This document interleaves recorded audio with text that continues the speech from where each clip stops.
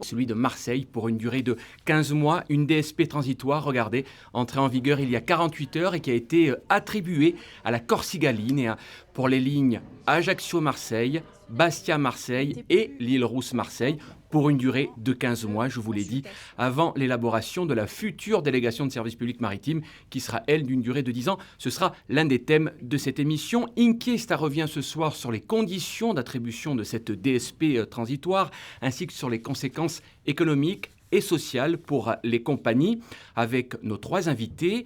Cyril Venouille, bonsoir. Bonsoir. Délégué STC de la Méridionale, vous étiez en première ligne lors du conflit social au printemps dernier. Thibaut Teillard, bonsoir. Vous êtes journaliste au Marin, vous travaillez depuis plusieurs années sur cette délégation de service public maritime, vous avez consacré plusieurs unes lors du conflit social du printemps. Frédéric Alpozo, bonsoir, déjà plongé dans ses notes. Vous êtes délégué CGT de la Corsica Linea et à mes côtés, Pierrick Danini qui fait sa première émission Inquest et que je suis heureux d'accueillir. Bonsoir Pierrick. Vous signez les sujets que nous verrons tout à l'heure et vous serez avec moi le co-animateur de cette émission. Alors, vous l'avez remarqué, messieurs, pas de représentants des trois compagnies maritimes, pas de représentants de l'Office des Transports. Il y a une procédure en cours pour l'attribution de la délégation de service public transitoire pour les ports secondaires, puisque le premier appel d'offres, celui du mois de juin, avait été infructueux. Et compte tenu de la compétition en cours, les compagnies, pas plus que l'Office des Transports, n'ont souhaité venir. Alors, le montant des offres de cette délégation de service public transitoire sur les ports secondaires a fuité dans la presse samedi matin, puisque nos confrères de Corse Matin font état des offres des compagnies. Porto Vecchio, il y aurait donc deux candidats, la Corsica Ferries qui aurait fait une offre à 7,5 millions d'euros et la Méridionale avec une offre à 18 millions pour le fret ou 14 millions fret et passagers. Et pour la desserte de Propriano, ce port secondaire, il y aurait en revanche trois candidats, Corsica Ferries à 8 millions, la Corsica Linea à 17 millions et la Méridionale avec une offre qui oscille entre 14 millions abaissée à 12 millions pour les fret et le passager. Alors, Cyril Venouille, une réaction d'avoir retrouvé ces offres dans la presse, compte tenu de la situation de la Méridionale ? Oui, absolument. Une certaine stupeur quand on nous évoque un droit de réserve et un devoir de confidentialité. Voir ou apparaître dans la presse des montants et des offres des compagnies qui ont répondu à cet appel d'offres nous interroge et nous inquiète quant au déroulé de la procédure qui est en cours. Thibaut Teillard, c'est un motif d'annulation ? Pour l'instant, jusqu'à présent, la Méridionale l'avait espéré dans ses procédures précédentes, mais elle ne l'a pas obtenu. Enfin, ça n'a pas donné de suite. On peut interpréter cette fuite comme une pression qui est mise sur la compagnie, effectivement, qui est en situation un peu délicate pour l'instant. Cyril Venouille, au vu des montants, la Corsica Ferries serait le mieux placée. Est-ce que ça vous inquiète si vous ne raflez aucune de ces deux lignes ? Alors, je rappelle quand même que les conditions d'attribution du marché est basée sur 4 critères. Il y a la valeur technique, il y a le montant de compensation, il y a le développement durable et il y a la continuité de service public. Alors, sur le côté demande de compensation, effectivement, il y a un gros écart entre les deux compagnies. Pour autant, quand on regarde la première procédure et les montants demandés par les compagnies, à commencer par la Méridionale, il y a un gros effort qui a été effectué et on peut se demander si l'offre de Corsica Ferries aujourd'hui n'est pas une offre insincère. Quand on regarde sa flotte mise sur les bateaux, quand on regarde le pavillon qu'elle... On va en parler. Oui, ouais. pas de problème. Mais il y a quand même un aspect important, c'est que le protocole d'accord de sortie du conflit du mois de juin à la Méridionale, ce protocole, il intégrait notamment le fait que Corsica Linea, grosso modo, n'aille pas sur les ports secondaires, et pourtant ils sont bien présents. Alors, il répond sur un seul des ports, et puis... Oui, un seul des deux, mais il n'empêche. Et puis quand on regarde les chiffres qui ont fuité et qui ont été annoncés dans la presse, et le bateau qui positionne sur ce port, on peut légitimement se poser la question et espérer qu'il ne soit pas retenu et que la Méridionale puisse remporter ce port-là. Alors, une image très importante, regardez cette image, elle est importante, c'est le pian de la Méridionale à quai à Bastia lundi dernier, avant sa dernière rotation. Vous ne le verrez plus sur les lignes Corse-Marseille, donc pendant ces 15 mois de cette délégation de service public transitoire, tout simplement parce que la Méridionale n'a pas remporté l'appel d'offres sur Bastia. Je reviens à vous, mais très vite, Cyril Venouille, concernant les sédentaires, c'est-à-dire les personnels qui ne naviguent pas. Est-ce que la compagnie leur a déjà proposé de l'argent, grosso modo un licenciement? Alors, absolument pas. Je vous rappelle qu'au mois de février, le STC a été chercher le maintien de l'emploi dans n'importe quel des scénarios qui auraient pu découler de la procédure d'appel d'offres. C'est-à-dire que même si nous avions perdu toutes les lignes, et là pour le moment on est encore dans une deuxième procédure sur Popriane et sur Portevec, donc qui peut apporter des activités à ces personnels sédentaires, en dehors de l'embarquement et du débarquement des passagers et des voitures. En tout cas, il y a des activités à retrouver pour ces personnels-là qui resteront présents dans l'entreprise durant ces 15 mois. Frédéric Alpozo, la présence de la Corsica Ferries sur les lignes des ports secondaires, ça pourrait rebattre les cartes, y compris pour la DSP de 10 ans qui arrivera dans 15 mois? Bon, mon discours, il ne va pas vous étonner.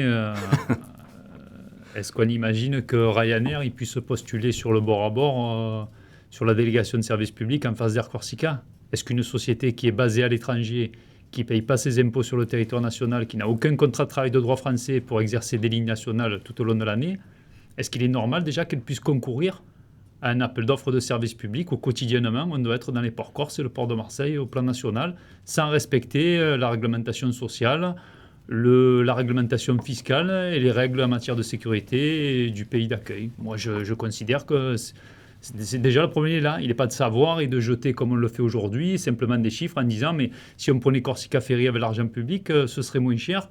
Et puis, quelque part, on pourrait se passer des principaux employeurs privés de la Corse, que sont la Méridionale et Corsica Linea demain, parce que si Corsica Ferry postule sur les ports départementaux où la Méridionale est la mieux positionnée, demain, il fera la même chose sur les autres ports et les autres lignes dans le prochain appel d'offres de 10 ans. Ils avaient postulé d'ailleurs, même si la candidature n'a pas été retenue pour des questions qui restent un peu obscures. Mais ils avaient postulé. On peut pas. D'ailleurs, je pense que le schéma aujourd'hui, c'est tout le monde est bienvenu pour postuler, y compris dans le futur schéma de 10 ans dont on va parler. Le cahier des charges. Quelle que soit sa nationalité, après, charge à elle de répondre au cahier des charges. Non, mais la nationalité, c'est pas un problème. Ce qui est un problème, c'est quand finalement, dans quel pays on est, si on peut exercer le service en utilisant le droit fiscal et le droit social du pays le moins disant. Et là où ça convient le mieux pour faire le maximum de profit et postuler sur une activité nationale. Si la Corsica Ferries est admise à concourir juridiquement par l'Office des Transports, c'est qu'elle peut le faire. Sinon, sa candidature serait rejetée. Elle peut le faire parce que les élus, depuis 25 ans, se sont mis volontairement sous une option ultralibérale, qui est difficilement avouable, et se cachent derrière des textes européens, alors que les textes européens, il n'y a pas de constitution européenne et de supranationalité dans tous les domaines, et que dans les domaines des services publics, encore plus pour les territoires insulaires et montagneux, et dans le domaine des transports, eh bien, les collectivités qui ont la souveraineté nationale par délégation de pouvoir, et c'est l'enveloppe de l'État avec l'argent du contribuable, ont tout loisir de bâtir une délégation de services publics sécurisée économiquement, juridiquement et socialement dans l'intérêt général. C'est ce qui n'est pas fait depuis 25 ans, puisque tout a été fait pour réduire le service public. Et aujourd'hui, on a un monopole low cost, où d'ailleurs on parle aujourd'hui, on voit qu'il y a deux compagnies nationales qui se font la guerre, et on ne parle pas en attendant du monopole low cost qui s'opère de Toulon-Nice sur les ports de la Corse, et par contre qui ne génère pas le niveau d'emploi et les retombées économiques et sociales qui en premier lieu en Corse. Thibaut Teilhard, si la Corsica Ferries obtient ses DSP, ce serait une première, ça pourrait rebattre totalement les cartes. Oui, mais je pense que... Notamment sur le pavillon... Alors, je ne connais pas les conditions dans lesquelles Corsica Ferries, la sincérité de l'offre de Corsica Ferries, on va la considérer comme sincère, puisqu'ils ont répondu, ils ont fait une offre. Mais ce qui est sûr, c'est que Corsica Ferries, dans ce dossier corse, a toujours servi, entre guillemets, à développer sa propre activité, mais a servi d'aiguillon aussi pour remettre en cause le fonctionnement de la DSP tel qu'on l'a imaginé. Et encore aujourd'hui, on peut se poser la question si l'offre de Corsica Ferries ne sert pas à mettre une forme de pression sur l'armateur en difficulté qui est la Méridionale. L'offre de Corsica Linea sur Propriano avec le Méditerranée Je ne pense pas, sans vouloir trahir de secret, qu'au siège de Corsica Linea, on y accorde plus d'intérêt que ça. Si on la perd, je pense que s'ils la perdent, je pense qu'ils passeront à autre chose. Ils ont plutôt une pénurie de navires qu'un surplus de navires pour l'instant. L'offre de Corsica Ferries, il faut l'analyser de différentes manières. D'abord, il faut peut-être la mettre en relation avec le discours de Pierre Mattei, donc le patron de Corsica Ferries lui-même, qui plaide pour un service sans compensation financière. Donc là, il se trouve que quand il postule, il demande quand même de l'argent, comme il en avait demandé d'ailleurs. C'est comme un paradoxe. Oui, on pourrait lui poser la question, mais on peut s'interroger en tout cas, savoir si effectivement... Alors, il faut comprendre le système tel qu'il fonctionne actuellement. Il y a un test de marché qui vient d'être fait sur le papier, c'est-à-dire que en fait, l'assistance à maître d'ouvrage de la collectivité de Corse a épluché toutes les statistiques et tous les prix. Test de marché qui est terminé. Voilà, il vient d'être terminé là. Et ce test de marché, en fait, le résultat... Vous avez eu quelques échos ? Oui, j'ai eu quelques échos. Il conduit à dire qu'il y a un besoin de services publics résiduels pour le fret sur les ports corses, un besoin de passagers résiduels sur les 2 ports secondaires dont on parlait tout à l'heure, c'est-à-dire Propriane et Porto Vecchio. Et voilà. Et à partir de ce moment-là, les offres sont les bienvenues pour le futur contrat de 10 ans, sachant que ceux qui voudront ne pas demander de subventions seront encore plus les bienvenus, parce que le but étant de réduire les dépenses d'argent public. Le montant de l'enveloppe, parce que l'assistance à maître d'ouvrage, une de ses missions, c'est de sécuriser sur le plan juridique, mais aussi de réduire l'enveloppe financière. Inquiesta consacré au transport maritime. Ce soir, je vous propose de dérouler le fil des événements du printemps dernier avec l'attribution de la DSP transitoire de 15 mois. C'est un reportage de Pierrick Nanigne avec des images de Jean-André Marchiani, images assemblées par Christophe Gineste. À tout à l'heure. Pour la reconduction de la grève.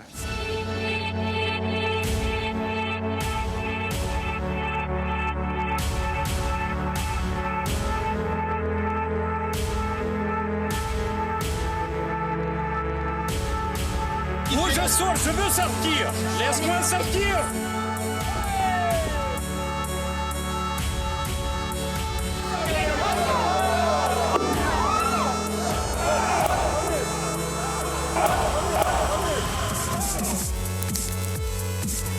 On n'a pas forcément des bonnes nouvelles. Je ne veux pas d'image. Laissez-moi sortir. Tout le monde reste là. Oh, vous restez là. Ces derniers mois, les transports maritimes ont connu des remous. Jusqu'au dernier épisode, le 28 juin dernier, avec le vote par les élus de l'Assemblée de Corse, de la délégation de services publics transitoires. Avec au bout du compte, un seul et grand vainqueur, la Corsica Linea qui rafle la mise. Pour la première fois depuis sa création, vous ne verrez plus pendant 15 mois les bateaux de la Méridionale dans les ports de Bastia et d'Ajaccio. Retour sur 8 mois de tension et de bouleversement dans le secteur du maritime.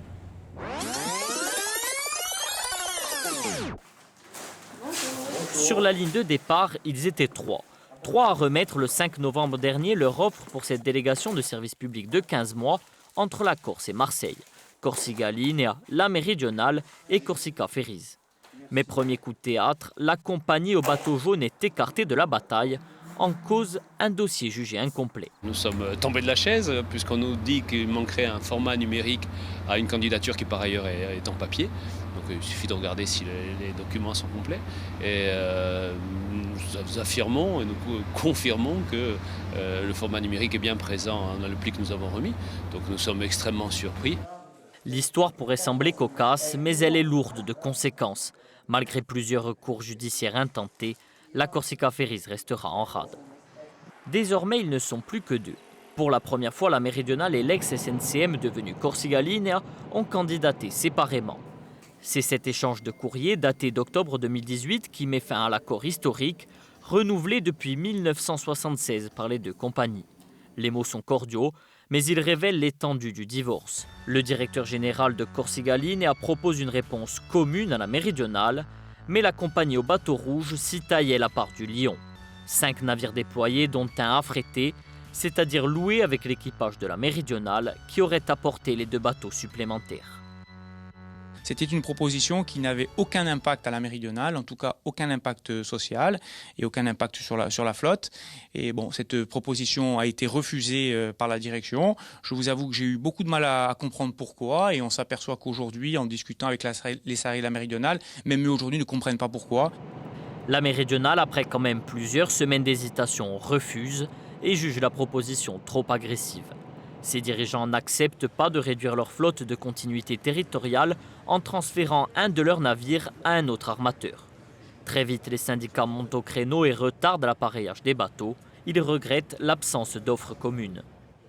C'est par la synergie, la mutualisation des deux compagnies qu'il pourra y avoir un meilleur service et des véritables économies d'échelle, puisque ce n'est qu'ensemble que les deux compagnies peuvent acheter des volumes de carburant importants, ce qui est le coût le plus important de la desserte, mais également se tourner vers la mise aux normes environnementales de la flotte des navires des deux compagnies, en mutualisant notamment les mises aux normes.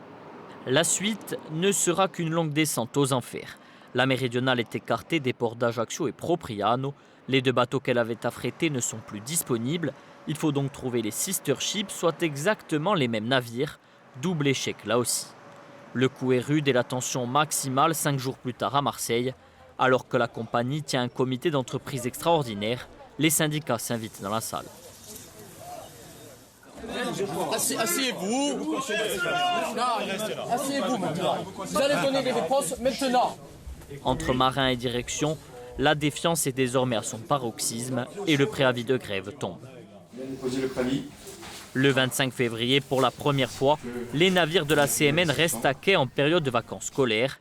Ce premier mouvement social paralysera les bateaux à Bastia comme à Marseille pendant 4 jours. Les dirigeants de la méridionale tentent bien de contre-attaquer et contestent en justice leur éviction, mais leurs requêtes tomberont toutes à l'eau. Après les pertes d'Ajaccio et Propriano, les derniers espoirs s'envolent. Pas de Bastia non plus pour la méridionale, car son offre ne tient pas. Nouveau conflit social, les marins craignent pour leur emploi, ils réclament des assurances à leur direction. Le point d'orgue de cette grève, c'était ici le 23 juin dernier, sur le port de Bastia. Sous un soleil de plomb, le port est totalement paralysé avec 4 bateaux à quai. Les esprits s'échauffent et des incidents éclatent. Cyril Venouille était au cœur de l'action et pour la première fois, il accepte d'y s'y replonger.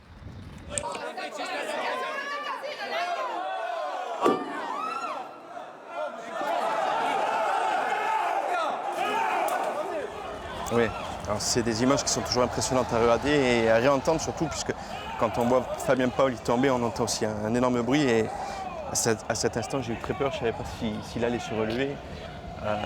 Et on ne peut pas parler de tension jusqu'à ce moment, puisqu'on était 10 secondes avant, on était avec Fabien Paul, on était sur la rampe, on était en train de discuter, de parler de la situation de la compagnie, de parler de la situation des salariés et partager nos inquiétudes. Et en 10 secondes, il y a une dizaine de passagers qui sont descendus, excédés du fait de ne pas être encore partis et qui sont venus essayer de foutre la panique et ont bousculé Fabien Paul et les images qui en découlent montrent la réaction qu'on a pu avoir.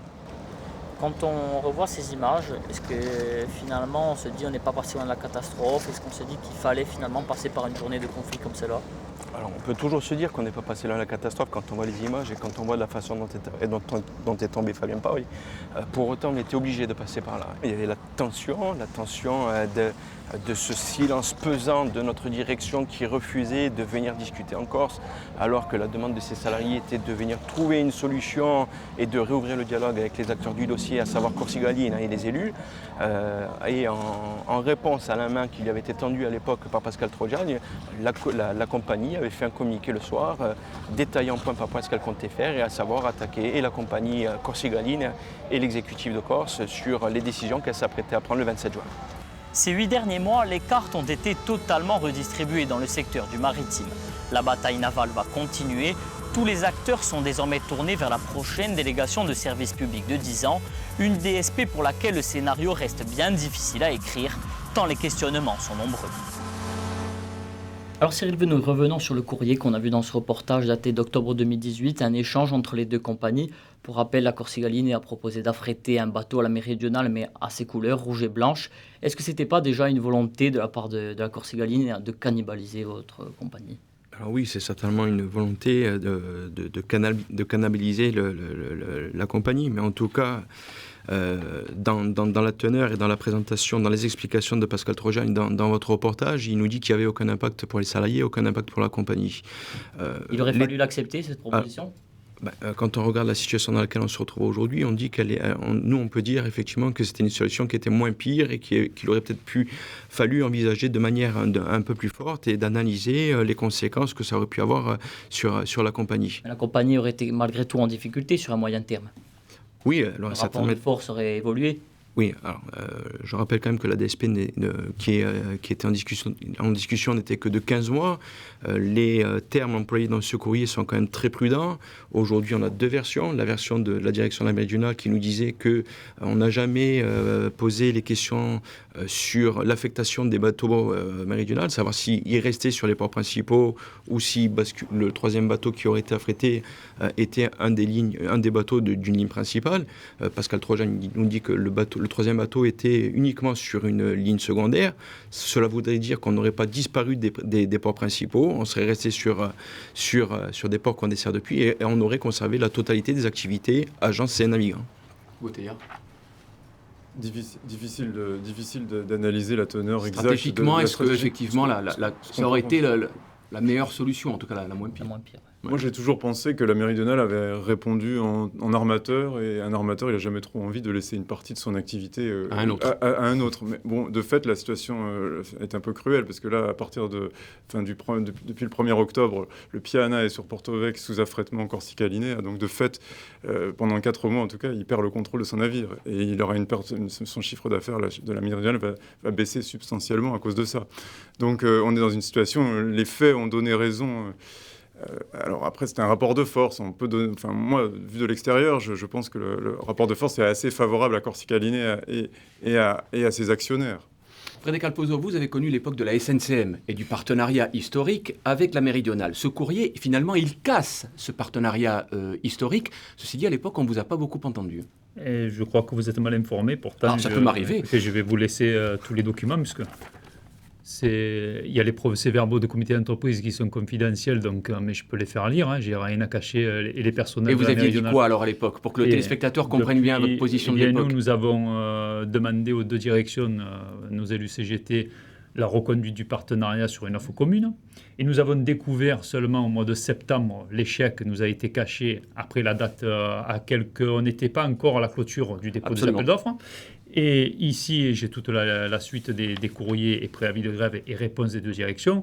Je vous confirme que le 8 octobre, nous avons saisi à la fois M. Trodiani et M. Roverchon pour la CGT. Donc respectivement patron de la Corsica Linea et de la Méridionale. Et nous avons rencontré, j'ai rencontré personnellement avec les délégués élus CGT de la Méridionale, les 2 présidents, et on peut dire qu'effectivement, nous ne sommes pas les employeurs, mais de ces discussions ont émergé une solution claire qui a été formalisée, puisque nous avons été en arrêt de travail, on était les seuls malheureusement au mois de mars. Donc bien avant le résultat, parce qu'une fois que le résultat est tombé et que c'est la catastrophe, tout le monde pousse des cris d'orfraie. Pour les salariés, c'est normal, parce que c'est les seules victimes. Mais du côté des directions, il n'y a pas de victimes, puisque les dirigeants de la Méridionale, quand même, depuis le début, ont toujours discuté avec la direction de Corsica Linea avant même qu'ils ne soient dans l'entreprise, donc ils ne peuvent pas se victimiser. Les erreurs commises, je ne vais pas redire ce qui a été largement commenté d'ailleurs dans la presse. C'est quelque chose de... La qualité de l'offre, etc. Vous avez d'ailleurs beaucoup écrit. C'est impossible de se tromper quand on est à l'origine des premières DSP. C'est impossible de se tromper sur le contenu technique de réponse aux appels d'offres. Alors qu'est-ce que vous êtes en train de nous dire? Que c'était volontaire? Je dis qu'il y a une stratégie. Aujourd'hui, c'est les salariés qui en payent le prix. Je dis par contre... Mais une stratégie de qui, à quel profit? Je reviens sur votre offre, sur votre question du partenariat. Nous avions obtenu, et nous l'avons matérialisé après un préavis de grève, Monsieur Trodiani a obtenu, avec l'actionnariat de Corsica Linea, a fait une proposition claire de maintien de partenariat à l'identique sur les ports principaux, où il y avait par contre un affrètement proposé à ce moment-là à la Méridionale, mais avec ses équipages et son navire sous ses couleurs. Et cela parce qu'ils avaient un projet de développement de la ligne qui permettait d'améliorer son remplissage, notamment au niveau du fret, très certainement avec les transporteurs du Sud, de façon y compris à alléger le coût pour la collectivité.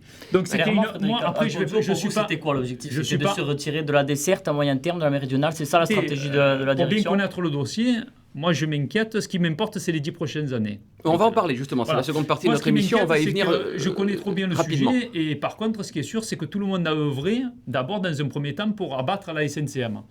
D'accord?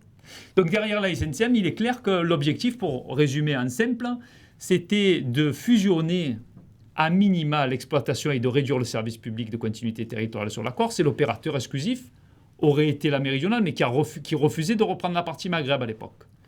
Pourtant, qui génère des emplois. Qui a échoué la méridionale, enfin le groupe Steph, à reprendre la SNCM, parce qu'elle avait quand même fait une offre qui n'a pas été retenue. J'en parle d'autant plus à l'aise que j'ai déposé plainte au pénal. Moi. Absolument.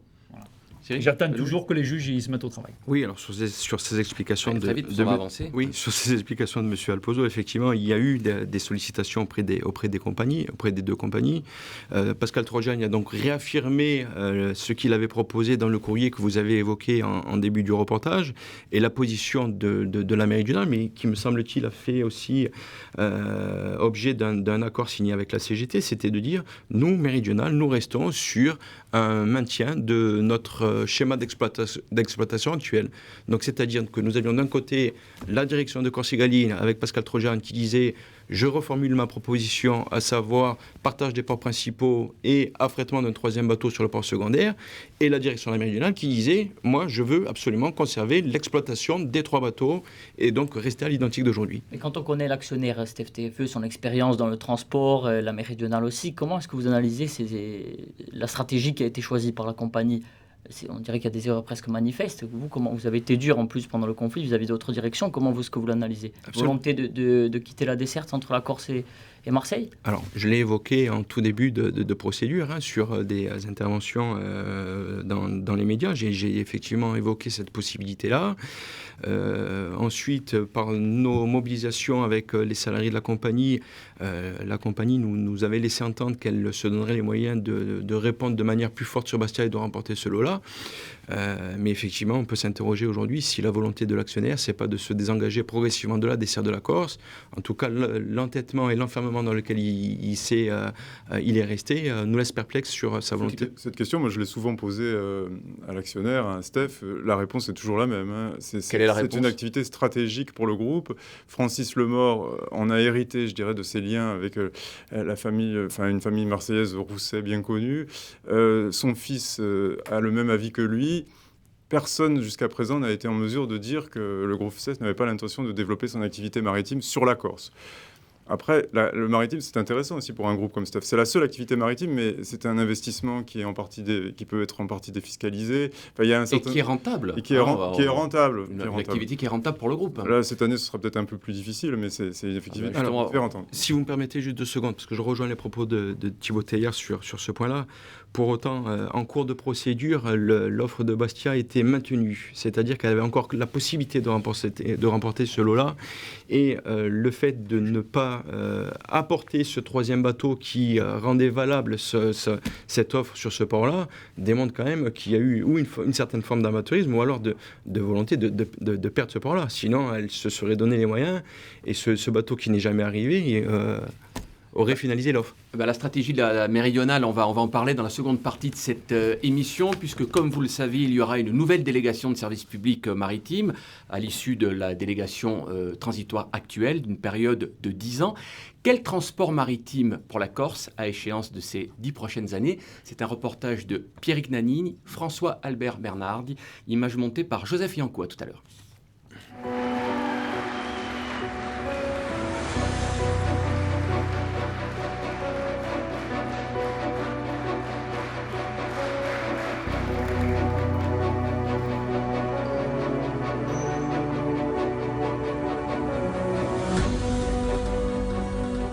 C'est une victoire historique, mais au-delà de notre camp idéologique, c'est une victoire historique également pour la Corse, qui pour une fois, sur un sujet majeur, va pouvoir le maîtriser dans le temps. Marins et élus nationalistes sabrent le champagne, l'image est forte. Mais ils ignoraient alors que ce serait le début des ennuis. Qui est pour? C'était le 6 septembre 2016. Qui est contre? Avec 36 mains levées, les conseillers territoriaux votent pour la création d'une compagnie maritime régionale, une promesse de campagne des nationalistes. Mais avant d'analyser les enjeux de ce vote, définissons les contours d'une DSP. Qu'est-ce qu'une DSP? 3 initiales pour délégation de service public. C'est un schéma mis en place lorsque le privé ne peut assurer des rotations régulières à l'année concernant le transport de fret et de passagers. La prochaine DSP entrera en vigueur le 1er janvier 2021 pour une durée de 10 ans, soit le double des DSP classiques entre la Corse et Marseille. Environ 800 millions d'euros seront attribués par compensation aux compagnies, soit à peu près 80 millions d'euros par an. Enfin, 5 lots sont concernés, 2 pour les ports principaux de Bastia et d'Ajaccio, 3 pour les ports secondaires de l'Île-Rousse, Propriano et Porto Vecchio. La DSP est-elle le modèle le plus adapté pour la desserte de la Corse? Nous avons posé la question à Olivier Lasmol, professeur de droit maritime. La pérennité du modèle de la DSP, est-ce que c'est la meilleure solution économique? Peut-être sortir de la DSP et rentrer dans un marché concurrentiel que l'on trouve en droit de l'Union européenne, qu'on trouve éventuellement sur d'autres lignes, où l'on sort du giron de l'État, d'une collectivité, pour mettre en place éventuellement un établissement dans lequel on trouverait des participations publiques et des participations privées. Sur le contenu précis de la prochaine délégation de service public, peu d'éléments ont filtré à ce stade. Ce que l'on peut dire, c'est que le choix de sa durée, 10 ans, est conforme aux préconisations européennes. On sait aussi que les contraintes environnementales pour les compagnies seront plus fortes. Alors comment l'Office des Transports pourrait-il bâtir cette DSP? Patrice Saligne, économiste, met en avant la prudence de la collectivité de Corse. On voit que la collectivité a voulu prendre des précautions pour s'assurer d'être en conformité avec les textes régissant les DSP, qu'il s'agisse des textes français ou des textes européens. Alors, oui, il y a des procédures qui théoriquement permettent d'éviter les risques de recours, et en même temps, on pense qu'il peut toujours y avoir des recours en fonction de la façon dont les choix sont faits et aussi la façon dont l'appel d'offres lui-même est rédigé.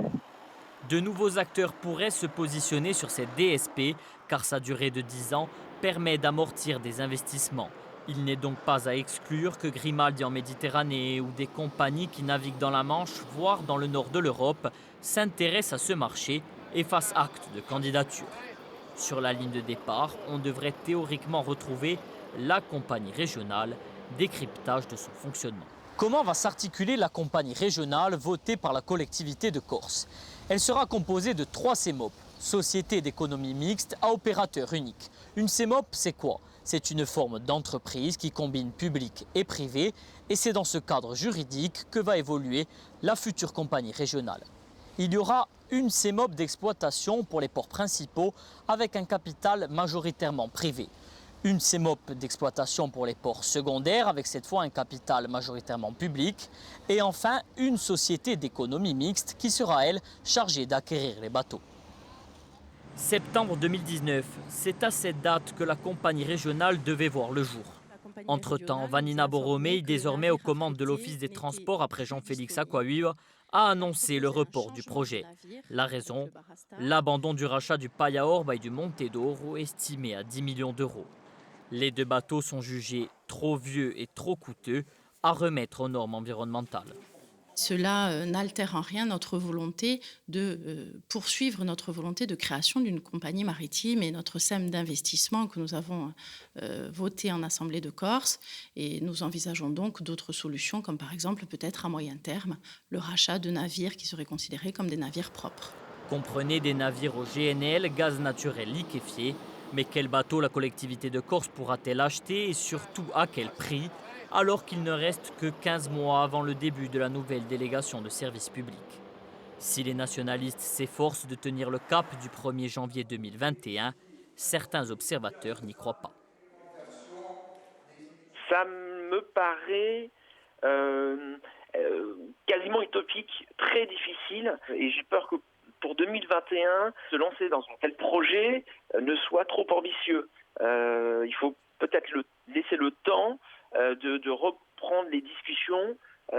2021 me paraît inenvisageable, très clairement. Compagnie régionale ou pas, avec quels nouveaux acteurs et pour quels effets? À cet instant, la prochaine DSP offre très peu de visibilité. Ce qui est certain en revanche, c'est que les utilisateurs scruteront tout cela de près. Alors Thibaut Teilhard, passer d'une DSP de 5 ans à 10 ans, est-ce que c'est un choix fort? Est-ce que c'est bon pour les investissements? Est-ce que vous pensez que c'est la stratégie de la collectivité de Corse? En tout cas, ça peut attirer. Est-ce que c'est bon pour la collectivité de Corse? Ça, je ne sais pas. Pour c'est une sécurité supplémentaire oui, pour les entreprises. En tout cas, pour les entreprises, ça c'est sûr que des entreprises qui peuvent s'appuyer sur des contrats de 10 ans avec un revenu fixe, c'est sûr que ça risque de susciter quelques vocations. Je ne sais pas si d'autres compagnies viendront, comme on l'indique dans le reportage, parce que la Corse, le marché continent Corse reste quand même un marché assez compliqué à appréhender vu de l'étranger, je dirais. Il n'y a que M. Mattei qui peut-être, si on considère qu'il fait partie du parti de l'étranger, qui peut l'appréhender. En tout cas, pour l'instant, personne n'a été mettre son nez là-dedans. Pour revenir sur le reportage, je pense que est-ce que ce sera une délégation de service public classique ou est-ce que ce sera ce système des CEMOP? La question, à mon avis, se pose encore. On va en parler. Mais 10 ans quand même, est-ce que c'est bon pour l'usager? Parce qu'on parle beaucoup des compagnies et très peu de l'usager. Est-ce que ça garantit des prix qui ne fluctueront pas? Parce que c'est un peu ça quand même le principe. Ce qui serait bon pour l'usager, c'est que ça permette de renouveler le matériel naval et qu'il ait accès à des navires de meilleure qualité environnementale. Les prix... Il n'y a aucun navire pour le moment qui est au GNL. La Corsicaline en a commandé un, mais pour le moment, il n'y en a aucun.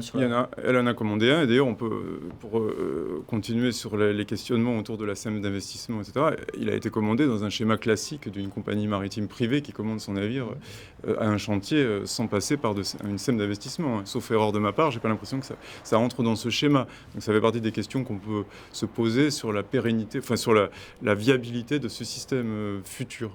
Justement, Frédéric Alpozo, la viabilité de ce système, la DSP finalement, elle subventionne des compagnies? Non, là c'est... Elle ne subventionne pas des passagers. Mais on subventionne le maître linéaire. La délégation de service public, comme son nom l'indique, il n'y a pas de marché sur la desserte de la Corse. Tout le monde le dit. Il y a une haute, c'est comme pour l'aérien.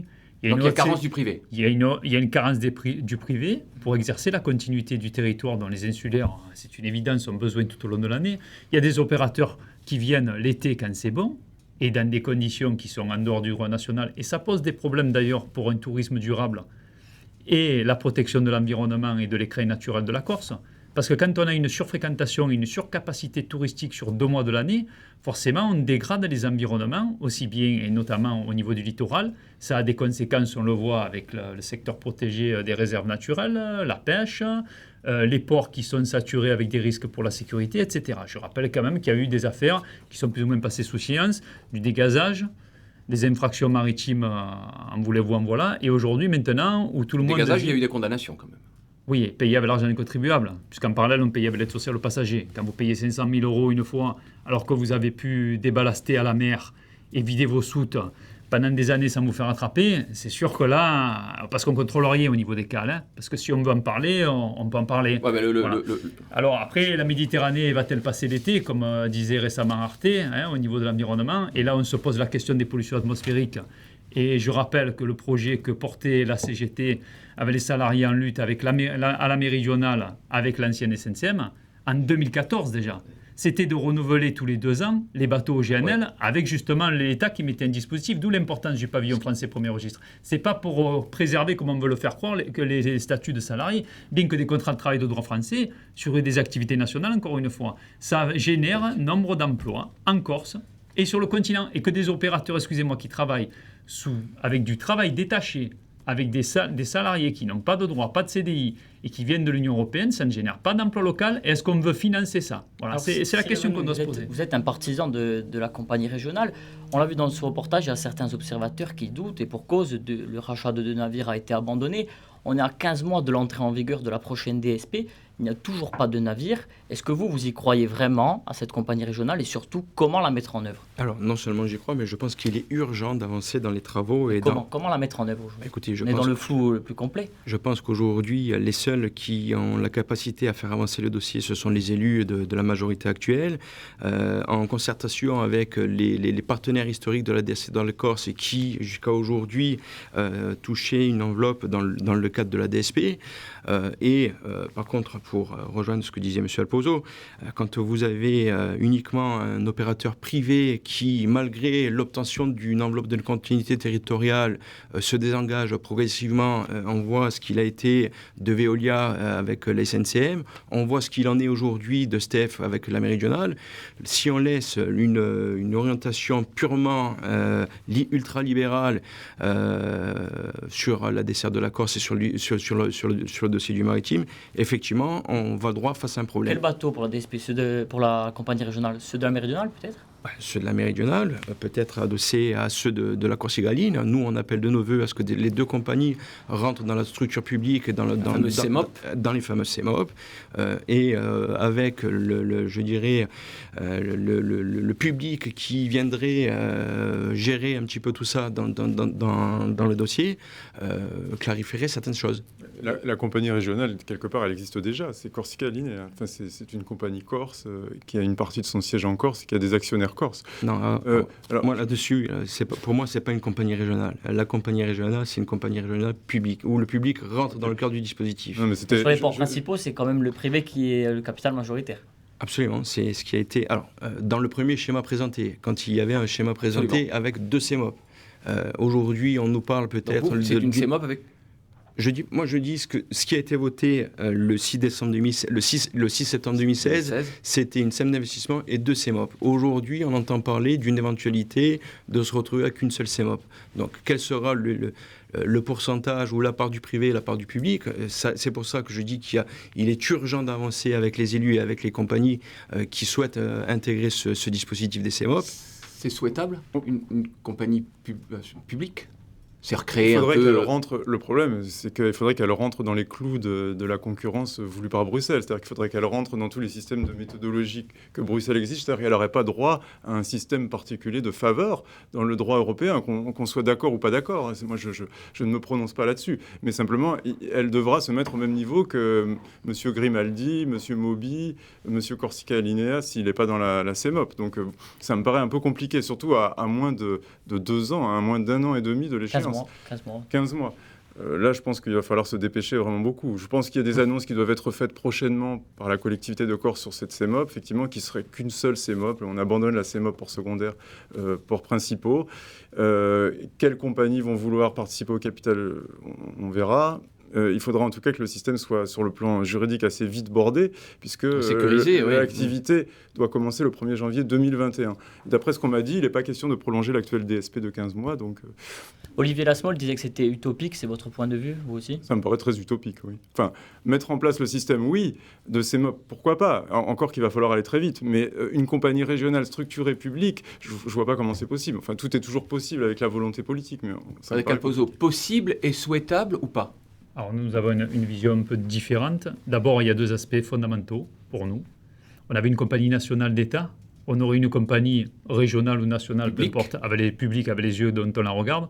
On n'a toujours pas réglé, je le redis, la question de la concurrence dérégulée et déréglementée, qui est aussi bien sur le passager que sur le transport de marchandises demain, peut continuer et continue à dégrader l'équilibre économique qui va avec l'équilibre social et industriel, y compris le renouvellement des navires, des compagnies méridionales aujourd'hui. On voit bien que nos 2 compagnies se font la guerre et nous, on est contre ça. L'avenir doit être construit en commun sur des bases de développement durable. Et pour ça, donc, il faut déjà regarder l'aérien. Il y a l'exclusivité des lignes sur le bord à bord. Pourquoi on ne fait pas la même chose dans le maritime? Les compagnies qui répondent doivent être établies sur le territoire national, c'est le cas d'Air France et d'Air Corsica. Les autres compagnies, quelle que soit leur nationalité européenne, peuvent concourir. Mais si elles veulent remporter l'appel d'offres, elles doivent embaucher leurs salariés sous contrat de travail de droit national. On n'a pas répondu. Alors je réponds déjà ça. Parce que si on fait ça, c'est le cadre. On peut mettre la collectivité de Corse au capital, on ne va pas régler le problème. Est-ce que c'est souhaitable ou pas? Nous, une fois que j'ai dit ça, si d'abord on fait ça, on est pour, bien entendu, la régulation du public, déjà, elle est là. Et après, dire pour le renouvellement des navires, il est clair qu'une fois que les choses sont sécurisées, l'apport public, mais la collectivité de Corse, excusez-nous, n'y suffira pas. Mais c'est différent de dire, pour renouveler les navires, par exemple dans le cadre d'une SEM, soit il y a une structure, soit pourquoi pas comme dans l'aérien, Pourquoi ce n'est pas les compagnies, une fois qu'il y a la délégation de service public sécurisée, qui ouvrent leur capital, puisque nous l'avions demandé à la reprise. Et nos employeurs, je ne sais pas s'ils ont peut-être changé d'avis, mais nos employeurs étaient d'accord d'ouvrir leur capital à ceux qui n'avaient jamais participé en tant qu'investisseurs avisés. Et pour ça, je reviens, il faut sécuriser pour les usagers l'emploi Donc c'est et oui, l'industrie. Mais Non, mais sous certaines conditions. Non, mais parce que c'est pas simple. Il ne faut pas faire croire aux téléspectateurs que les choses sont simples. On voit bien que les choses ne fonctionnent pas, qu'on fait des plans sociaux, que le low cost se développe et qu'aujourd'hui, on parle bientôt que de fret et pas de transport à passagers pour le service public. Alors qu'il devrait y avoir une complémentarité et que les Corses qui veulent prendre le bateau, comme les continentaux, puisque c'est l'argent de la nation, de la République qui paye la continuité territoriale et c'est la Corse qui en dispose. Eh bien, si on veut se rendre sur le continent, venir à 6h et pas à 8h30, si on veut utiliser deux modes de transport, si on veut un tourisme durable où on veut prendre sa voiture et faire explorer la Corse tout au long sur une longue période, parce que sinon ça coûte peut-être trop cher avec les autres moyens de transport, mais il faut pouvoir le faire. Mais tout ça, ça se construit et ça se réfléchit. Donc on sécurise le dispositif et après c'est différent de dire on ouvre le capital public et c'est différent de dire on fait une CEMOP où le public ferait moins bien que le privé, parce qu'en vérité, on va réduire les effectifs, on va fusionner les deux compagnies. Je rappelle que la Corsica Linea a une activité Afrique du Nord que n'a pas la méridionale et où les salariés des deux compagnies sont pas forcément favorables. Thibaut Teilhard, pour revenir sur la durée, exactement. 10 ans, est-ce que ça ne pourrait pas créer une situation de monopole? On voit que les actionnaires d'une certaine compagnie privée sont aussi dans le transport, dans l'alimentaire. Est-ce que ça ne pourrait pas faire un oligopole, une sorte de circuit fermé? Oui, comme disait un ancien confrère à moi, les Corses ont adoré le monopole public, ils vont adorer le monopole privé. Bon, après, moi, je n'ai pas la chance d'habiter en Corse, donc je ne sais pas ce que les Corses peuvent en penser. Mais un danger, je ne sais pas si les choses sont bien bordées. Enfin, si effectivement la transparence est assurée, si le service est de qualité, si les tarifs sont corrects... oui, mais ça fait beaucoup de si. Oui, mais ça c'est le... Il y a un régulateur, c'est la collectivité quand même. Avec un office des transports qui a le statut d'EPIC. Mais pendant des années, souvenez-vous, les nationalistes ont dénoncé le monopole public de la SNCM à travers l'attribution de la DSP. Ça a été un peu leur cheval de bataille. Est-ce qu'aujourd'hui, y compris dans le cadre d'une compagnie privée, on ne va pas recréer le même monopole finalement que celui que vous dénonciez il y a 10 ans? Oui, mais on va même dénoncer. Alors, il y a le monopole public géré par l'État à l'époque, mais qui était un très mauvais gestionnaire. Et il reste 4 minutes d'émission. Et il y aurait, je dirais, l'entrée du public dans le cadre du futur schéma qui pourrait adopter une vraie politique de transport qui découle des vrais besoins des Corses et de la Corse. Aujourd'hui, M. Alpozo semble être encore opposé à la mise en place d'une compagnie régionale. Voilà. Ouais, alors il faut le dire. Si tu es pour ou si tu es contre. Aujourd'hui, on voit que lorsque... C'est différent de sécuriser l'emploi des deux compagnies, d'attribuer la DSP de 10 ans pour renouveler les navires, parce qu'un navire, ça coûte 150 millions d'euros, il faut 15 ans pour l'amortir. Apparemment, vous n'êtes pas tout à fait sur la même longueur d'onde. On n'est pas sur la même longueur d'onde, mais pour autant, il dit qu'il n'est pas contre la compagnie régionale. Donc ça vous rassure. Donc aujourd'hui, le schéma qui a été adopté au mois de septembre 2016, c'était sur la base d'une CEMOP qui intègre le privé et le public. Absolument. Aujourd'hui, quand on voit la situation des deux compagnies, quand on voit la position de la méridionale, quand on voit la procédure en cours sur le déport secondaire, ou si les chiffres qui sont avancés de la part de Corsica Ferry qui lui verraient une attribution d'un port, on ferait rentrer le loup dans la bergerie. C'est-à-dire que la dérégulation, merci, que tu évoquais tout à l'heure, va continuer à s'accentuer. Soit on œuvre pour une vraie position des deux compagnies qui convergent à la construction d'un projet industriel commun sur la base du futur schéma voulu par la collectivité. Donc, il est annoncé comme un schéma d'une SEM d'investissement et des CEMOP. Soit on s'en écarte, mais à ce moment-là, on va laisser place à Corsica Ferry à continuer à se développer. C'est la réglementation du pavillon, le cahier des charges qui va empêcher Corsica Ferry de rentrer. Ce n'est pas la CEMOP, D'ailleurs, dans la CEMOP, même aujourd'hui, dans le cadre réglementaire à minima européen libéral qui a été utilisé encore par les élus, comme hier d'ailleurs, Corsica Ferry peut postuler. Donc excusez-moi, monsieur. Donc tu dis que si, dans le cahier des charges des CEMOP, il est intégré une notion de pavillon qui soit au minimum au niveau du pavillon français. Pavillon français premier registre, c'est celui qui flotte sur Corsica-Ligne et la Méridionale. Résumer la position de la CGT, mais après, il y a des représentants dans les deux compagnies. Oui. C'est différent encore une fois. Le public, c'est pas fait pour faire moins bien que le privé. Aujourd'hui, on a deux compagnies avec des effectifs qui génèrent de l'emploi sur les deux bords. Allez, il reste 3 minutes. Voilà. Et dont une compagnie qui a deux activités. Donc, si c'est pour fusionner les deux et réduire encore les effectifs, même pour le public, nous, on n'est pas d'accord. Il n'y a personne qui parle de ça. Et excusez-moi, le CEMOP, d'ailleurs, je note que Mme Borromei, depuis qu'elle est arrivue, présidente de l'Office des Transports, elle a repris le dossier en matière de droit. Je note sur l'aérien, avec un fort intérêt, ils ont su s'opposer à Bruxelles et construire une DSP revue en termes de dotation, où la part du maritime, d'ailleurs, c'est une première, va être inférieure. Oui. Bon, on verra la prochaine fois. Ça pose des difficultés en matière d'investissement. Donc, on voit que là, il y a une sécurité qui est possible pour l'aérien en matière d'exclusivité, en matière de DSP, avec une vraie compagnie régionale, puisque là, c'est la collectivité qui rentre directement au capital des compagnies. Absolument. Donc, c'est pas une nouvelle société qui va remplacer celle qui existe. Donc, la sécurité, si dans le cahier des charges, il est intégré le pavillon français premier registre, tu es pour la compagnie régionale. Je pense que tout le monde a compris. On continuerait ce débat parce que je vois que vous n'êtes pas d'accord. Des salariés. On voit qu'il y a une divergence entre les deux. Déjà, il faut savoir ce que veulent faire les élus. Moi, je suis pas sûr d'avoir tout compris. Mais il faut savoir aussi ce que... En matière de SEM, j'ai compris. Nous, je te rassure, on sait ce qu'on veut faire depuis longtemps. Voilà. Mais on n'a toujours pas été entendu. Thibaut Teilhard ? Effectivement, quelle compagnie régionale? C'est la question. C'est un slogan un peu, la compagnie régionale. Enfin, moi, c'est le contenu. Oui, voilà. En quoi consistera-t-elle? Est-ce que, Cyril, vous êtes d'accord que la Méridionale s'efface complètement dans une compagnie publique corse? Écoutez, dans le schéma CEMOP, elle ne s'efface pas, la Méridionale. Elle vient un opérateur qui intègre un opérateur parmi d'autres. Parmi d'autres qui intègre une structure. Je n'ai pas bien compris le schéma, mais la CEMOP, pour moi, c'est une structure qui exerce un service, qui le fait exercer par d'autres, mais qui est juste en charge de la réalisation du service. Monsieur Alpozo relevait à juste titre que cette structure ne serait pas inférieure à ce qui est existant. À partir du moment où vous parliez d'un futur schéma, d'une structure qui est visée sur 10 ans. Je ne vois pas... Il reste 20 secondes.